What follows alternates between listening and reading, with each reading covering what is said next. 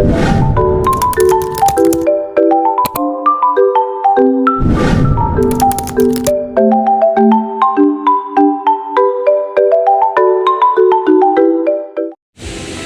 semuanya, balik lagi dengan saya Afira. Nah, pada video kali ini saya akan membahas materi tentang sel. Sebelumnya, ada yang tahu nggak sel itu apa? Pasti sebagian dari kalian tidak asing dengan kata sel. Nah, mari kita masuk ke dalam penjelasannya. Nah, jadi sel merupakan unit dasar kehidupan. Sel merupakan unit terkecil kehidupan, memiliki berbagai struktur dan fungsi yang memungkinkan makhluk hidup untuk bertahan hidup. Sel-sel bekerja sama untuk membentuk jaringan, organ, dan sistem organ yang kompleks. Selanjutnya, struktur sel. Sel tersusun atas berbagai komponen yang memiliki fungsi khusus.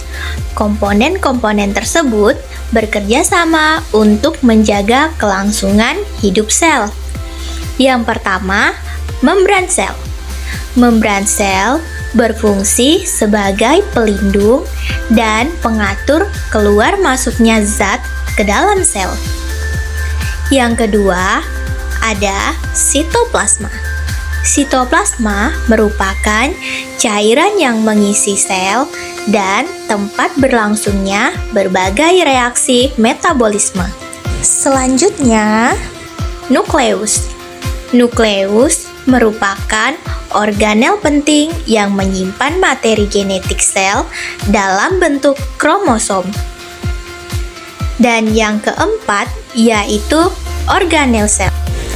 Organel sel memiliki fungsi khusus seperti mitokondria untuk respirasi sel dan ribosom untuk sintesis protein.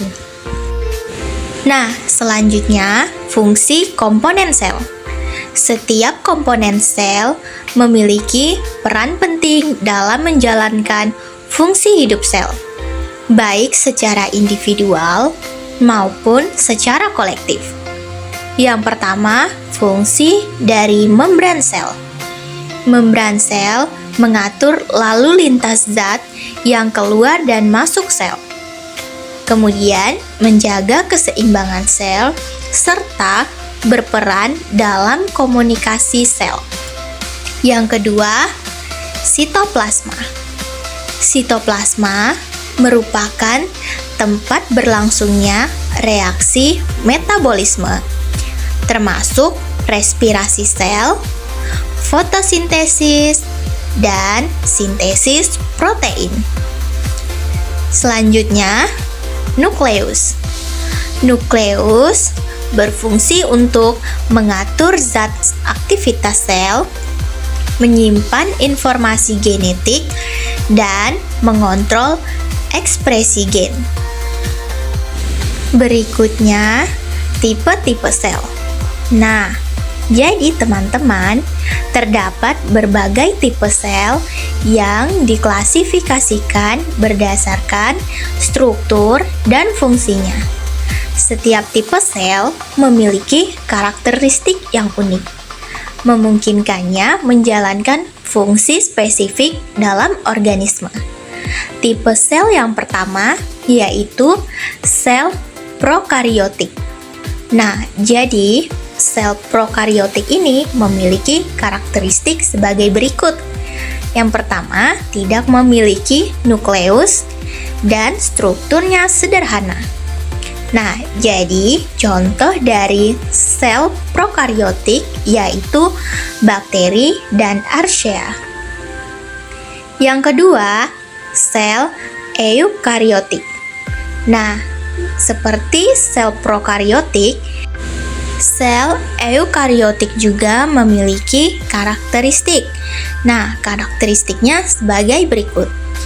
Yang pertama, memiliki nukleus dan strukturnya kompleks.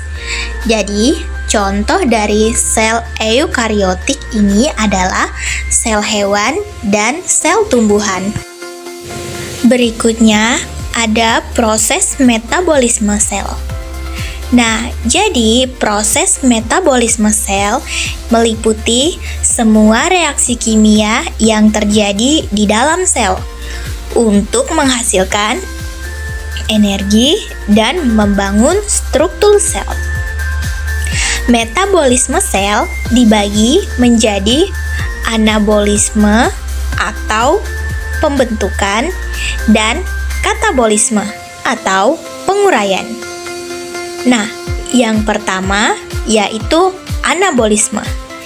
Anabolisme membangun molekul kompleks dari molekul sederhana membutuhkan energi. Yang kedua, katabolisme. Katabolisme menguraikan molekul kompleks menjadi molekul sederhana dan melepaskan energi. Yang ketiga yaitu respirasi sel. Proses pemecahan glukosa untuk menghasilkan energi dalam bentuk ATP. Yang keempat yaitu fotosintesis. Fotosintesis merupakan proses pembentukan glukosa dari karbon dioksida dan air menggunakan energi cahaya matahari. Sekarang terdapat reproduksi sel. Reproduksi sel merupakan proses penting untuk pertumbuhan dan perkembangan organisme. Sel membelah diri untuk menghasilkan sel baru yang dapat identik atau berbeda dengan sel induknya. Yang pertama yaitu mitosis. Mitosis merupakan pembelahan sel untuk menghasilkan dua sel anak yang identik dengan sel induk. Yang kedua yaitu meiosis. Meiosis merupakan pembelahan sel untuk menghasilkan 4 sel anak yang memiliki setengah jumlah kromosom sel induk. Nah, jadi teman-teman, terdapat pula diferensiasi sel. Nah, diferensiasi sel merupakan proses di mana sel-sel yang awalnya berkembang menjadi sel-sel yang memiliki struktur dan fungsi yang berbeda. Proses ini penting untuk pembentukan jaringan dan organ. Yang pertama, sel otot. Nah, sel otot memiliki kemampuan untuk berkontraksi dan relaksasi untuk menghasilkan gerakan. Yang kedua, sel saraf. Sel saraf berperan dalam transmisi impuls saraf untuk komunikasi antar sel. Selanjutnya, sel darah. Nah, sel darah merah mengangkut oksigen ke seluruh tubuh.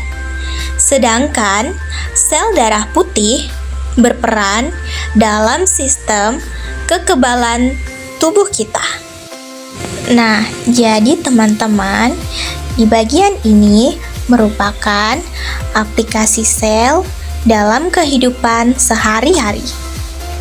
Pengetahuan tentang sel telah membuka jalan untuk berbagai aplikasi dalam kehidupan sehari-hari, seperti dalam bidang pengobatan, pertanian, dan bioteknologi.